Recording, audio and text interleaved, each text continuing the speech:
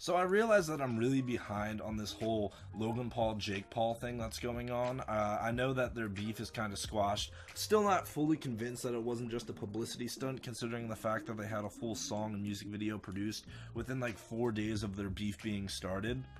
But there is something I do want to look at with the Paul brothers, specifically Jake Paul. Now, Jake Paul is the one who made the It's Everyday Bro song and made the music video. He's that guy with like the Team 10. I'm still not exactly sure what the whole Team 10 thing is, but I don't know if you guys know about this. I'm extremely religious, and I want to take a look at the lyrics of Jake Paul's It's Everyday Bro song. So if you look at the first verse, the second line is that he got 5 million subscribers on YouTube within the first 6 months. Like or hate Jake Paul, this is a huge amount of people to gather in such a short following on a new website. Sure, he had a Vine, but 5 million people following him over to YouTube, that is a tremendous number.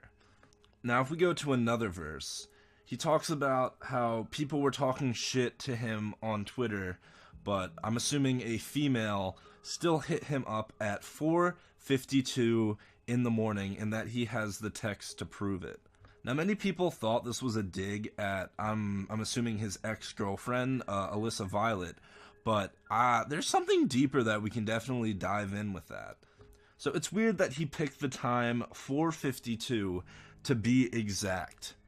Alright, now if you guys don't know the myth or the urban ties to the number 23, it basically states that if you were to add up any bad thing that's ever happened in the world, it'll somehow add up to the number 23.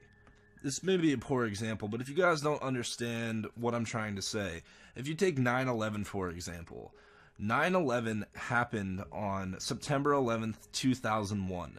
Now, if you were to add up 9 for the month of September, 11th for the day, 2 for the year, 00, and then add the last 1 for 2001, 9 plus 11 plus 2 plus 0 plus 0 plus 1 equals the number 23. If you look at the lyrics, it says, "You hit my phone up last night."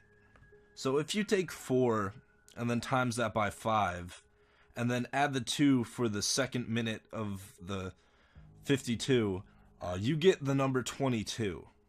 Jake Paul must have went out of his way to make sure that it said "hit my phone up last night," because then that would mean it would be 16:52 if you count it in military time.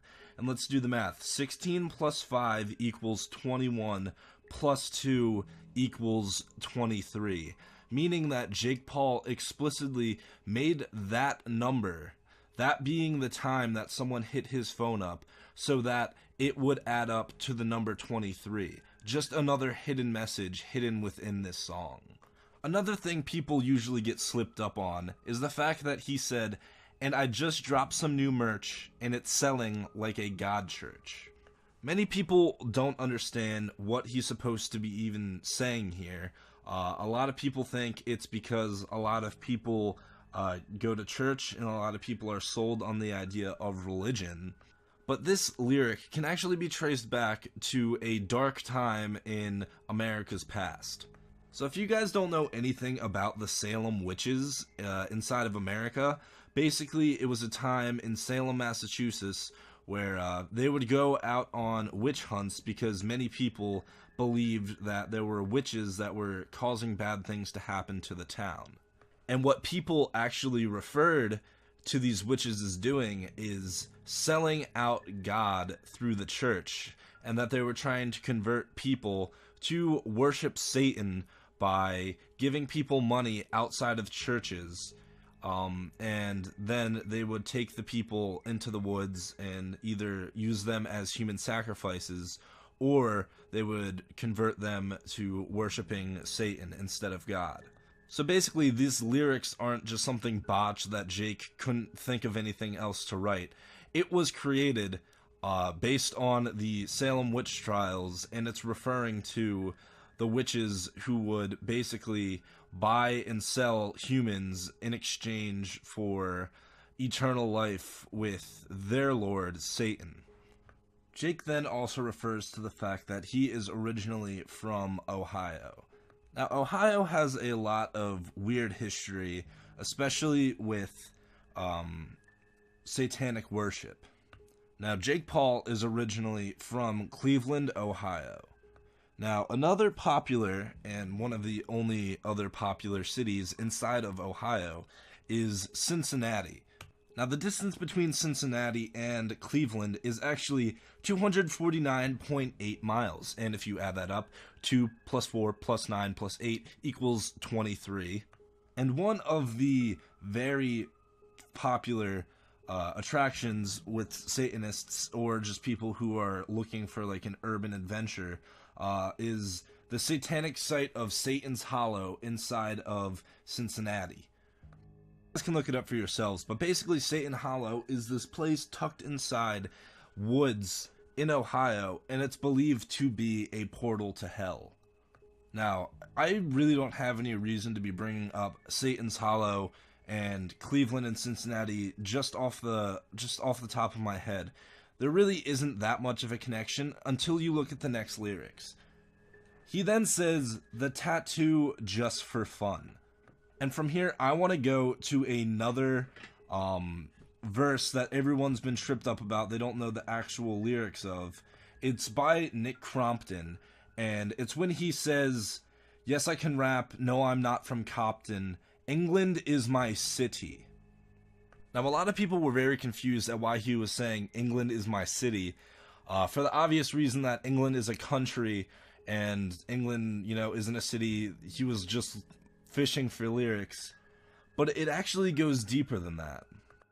If you look at the lyrics, England is my city. Now, if you were to think of a popular city in England, you would probably think of Manchester. Now, the funny thing about Manchester being the first city that pops into your head when you think of England is that is the only city inside of England that starts with the letter M. Now, there are a lot of small towns and stuff that start with the letter M, but Manchester is the only major city inside of England that starts with the M.